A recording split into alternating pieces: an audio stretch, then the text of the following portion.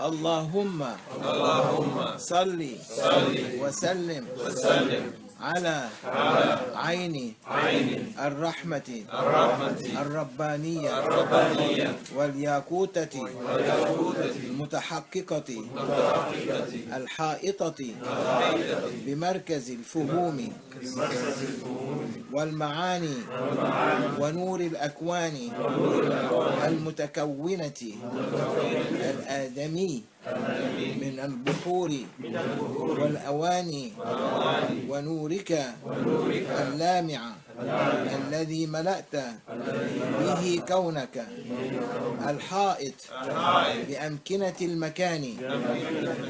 اللهم صل وسلم على عين الحق التي تجلى منها عروش الحقائق، عين المعارف الأقوم، صراطك التام الأسقم،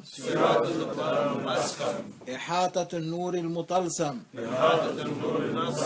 اللهم صل وسلم على طلعة الحق بالحق الكنز الأعظم، إفاضتك منك إليك، إحاطة النور المطلسم. صلى الله عليه وعلى آله صلاة تعرفنا بها إليه بها إياه. That's it.